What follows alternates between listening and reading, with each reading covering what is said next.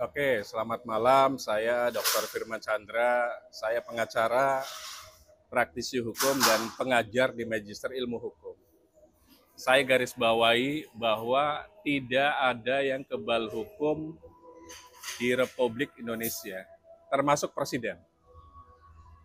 Negara Indonesia menganut Rechtsstaat. Kita adalah negara hukum, bukan negara politik. Artinya, dari presiden sampai kaum buruh itu memiliki kesamaan hukum. Equality before the law. Jadi semuanya sama di hadapan hukum. Tidak ada yang kebal hukum atau mengaku bahwa kebal hukum. Siapapun, itu yang harus dipahami oleh semua masyarakat Indonesia, termasuk public figure. Bang, terkait RG, menurut Abang sebagai praktis hukum selama ini sudah mengalami buatan di dunia perhukuman peradvokatan, RG bisa dibilang terkena pasal pidana penyuapan kah? Atau gimana Bang dari sisi hukum?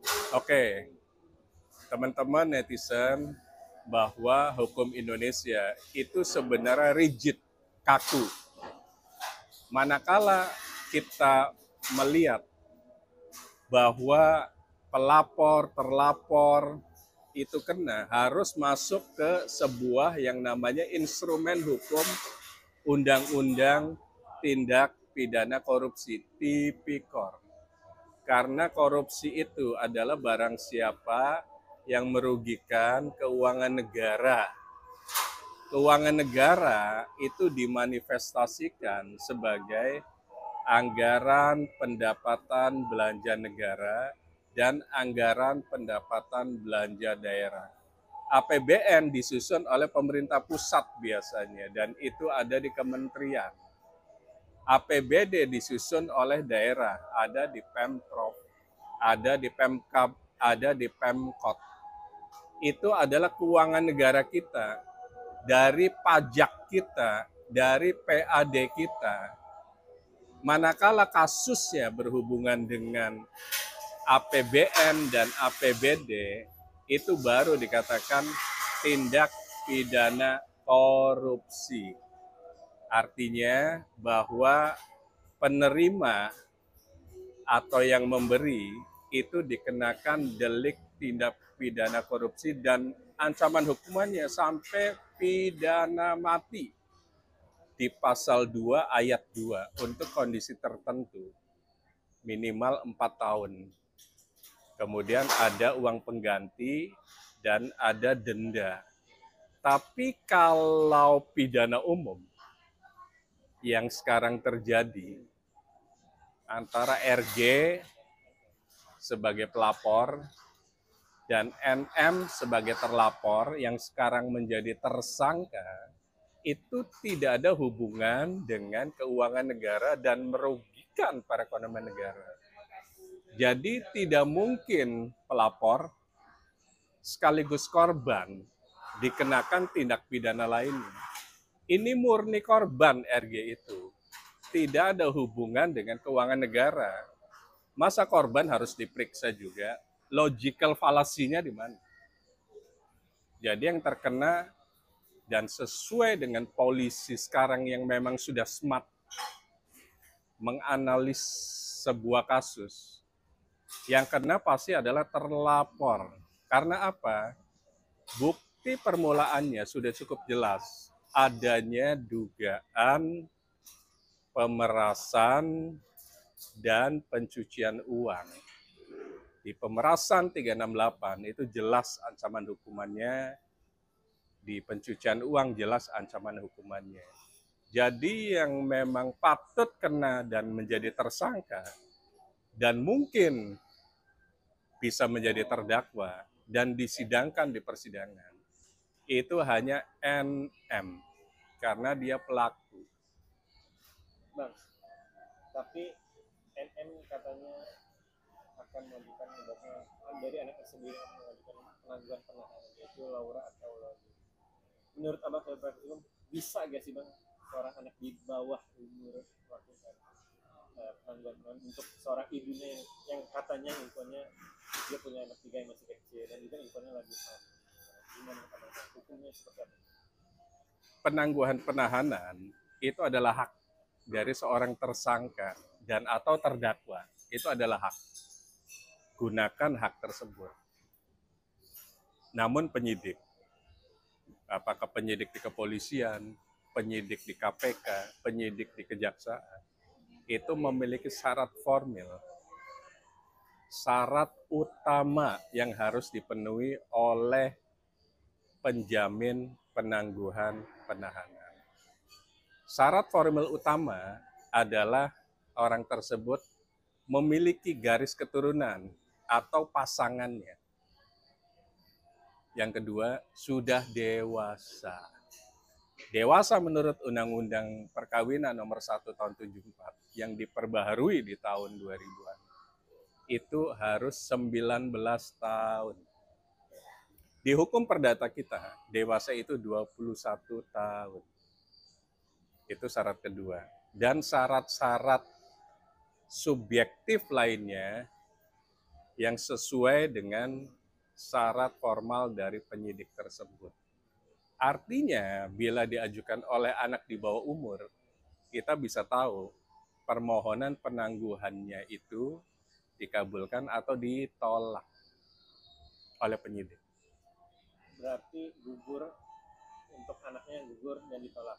Berarti bisa dari kakaknya atau adik dari NM sendiri, Bang, atau paman atau tantenya, bisa bilang gitu, Bang. Karena syaratnya memang harus semenda, harus ada garis darah atau pasangannya atau anaknya. Anaknya masih di bawah umur, berarti harus dicari tuh yang punya hubungan darah. Apakah kakak atas atau adiknya atau tantenya. Nah, itu dimaknai di situ sebenarnya. Karena apa? Berat penjamin itu. Bila yang dijamin kabur, siap nggak penjamin ini mengganti? Jadi digantikan. Nah, disitulah beratnya sebagai penjamin penangguhan penahanan. Jadi tidak mudah sekarang syarat formil dan materialnya. Karena belum tentu dia siap. Karena apa? Ini ancaman hukumannya di atas 5 tahun. Dan penyidik sesuai dengan KUHAP bahwa ancaman hukuman di atas 5 tahun atau sama dengan 5 tahun wajib untuk ditahan di rutan. Karena apa? Ada dugaan tersangka tersebut akan melarikan diri dan atau menghilangkan barang bukti. Namun balik lagi, penangguhan adalah hak prerogatif dari tersangka. Ambil, jalankan, do the best di situ. Tinggal harus bisa silaturahmi dengan penyidik supaya permohonannya dikabulkan. Bang, ini kan penahanannya kan 20 hari, Bang, 20 hari ke depan ya, Bang, ya. Kalau tidak sampai 20 hari, cuma misalnya 5 hari atau netizen pasti beranggapan ada apa ini? Ada apa gitu, Bang. Iya. Dan itu pasti tidak mungkin dilakukan oleh penyidik. Pasti dia akan bablaskan sampai 20 hari pertama gitu. Oke, gimana, Bang? Pasti netizen beranggapan, wah ada apa ini kalau misalnya. Pertama, Indonesia adalah negara hukum. Tadi dikatakan di awal adalah restart. Jadi orang memiliki kesamaan hukum di negara Republik Indonesia yang kita cintai bersama. Ini adalah rumah besar kita. Tidak ada yang kebal hukum di Republik Indonesia ini. Kalaupun misalnya 20 hari ke depan atau sebelum 20 hari, bisa jadi mungkin penangguhannya dikabulkan. Ada saatnya tidak dipublikasikan. Jadi para netizen, hukum kita itu ada proses yang namanya permohonan penangguhan. Ada yang dikabulkan? Ada. Namun banyaknya tidak dikabulkan oleh penyidik. Karena ada dugaan mungkin melarikan diri dan atau menghilangkan barang bukti.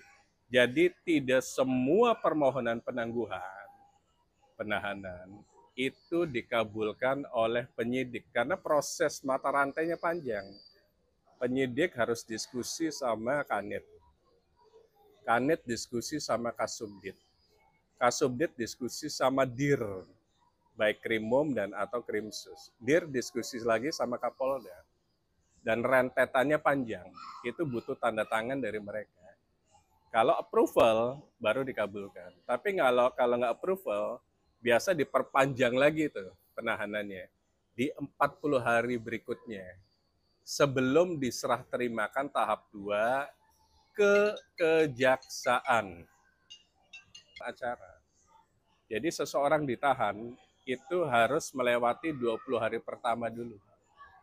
Kemudian diperpanjang ke 40 hari. Setelah itu diserah terimakan tahap 2 ke kejaksaan. Misalnya lokusnya di Jakarta Selatan misalnya. Berarti nanti ke kejaksaan negeri Jakarta Selatan. Tapi karena ini Polda, berarti ke Kejati dulu nih. Kejaksaan Tinggi DKI Jakarta. Kenapa harus melibatkan Kejari Kejaksaan Negeri terkait? Karena sidangnya itu di pengadilan negeri. Pengadilan negeri itu ada di Jakarta Selatan, Jakarta Barat, Jakarta Utara, Jakarta Timur. Jadi pasti ada kejaksaan negeri yang terkait di situ. Meskipun serah terimanya ke Kejaksaan Tinggi DKI yang ada di Kuningan. Tapi nanti ada tim dari jaksa penuntut umum dari kejaksaan negeri terkait karena sidangnya di pengadilan negeri sesuai lokusnya. Bang, terkait uang yang 2M dan 2M itu total 4M, infonya NM 2M 2M itu pertama sudah di DP rumah di daerah Israel. Ini gimana bang untuk terkait duitnya, uangnya menguap kemana saja, itu harus gimana bang? Pada saat dugaan tindak pidana pemerasan dan pencucian uang itu terbukti, apakah di kepolisian, apakah di kejaksaan, ataupun di pengadilan, ada mekanisme minta ganti rugi. Jadi korban tersebut jangan puas memenjarakan seseorang. Jadi harus puas ada pengembalian. Caranya gimana? Caranya adalah melakukan prosedural gugatan perdata. Melalui apa? Perbuatan melawan hukum ke pengadilan negeri. Kalau lokusnya di Jakarta Barat, berarti pengadilan negeri Jakarta Barat. Sita jaminan. Semua harta yang dimiliki oleh NM disita untuk menggantikan nilai kerugian. Gunakan metode material dan imaterial. Materialnya berarti sesuai dengan uang yang sudah ditransfer.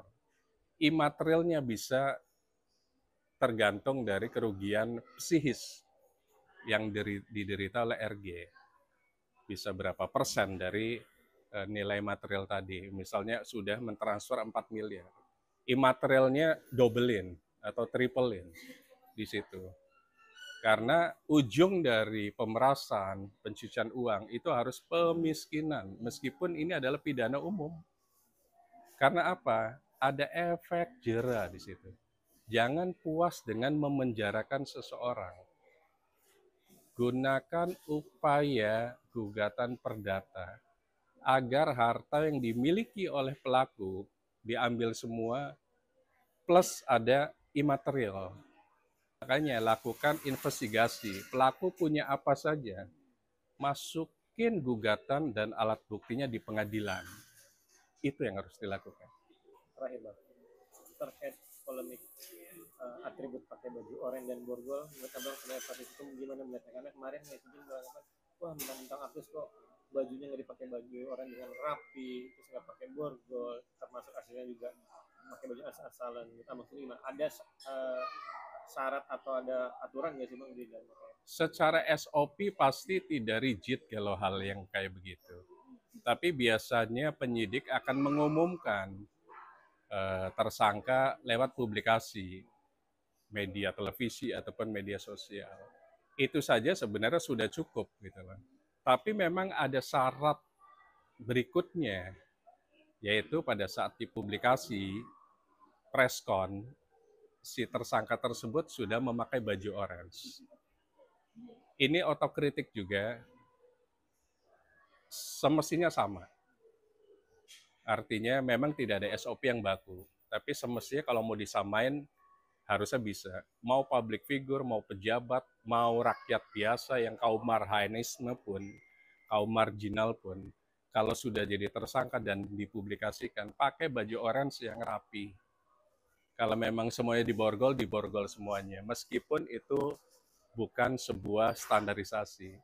Tapi kalau mau jadi contoh, disamain saja semuanya. Mau public figure, pejabat, kalau publikasi, preskon, pakai baju orange yang rapi semuanya, dikancingi semuanya, diborgol semua. Hasto saja itu kan diborgol. Padahal beliau adalah petinggi di partai yang sangat berkuasa di masa tersebut. Borgol dan pakai baju orange rapi. Kita harus equality before the law, supaya netizen tidak melakukan otokritik ke aparat penegak hukum yang ada di Indonesia.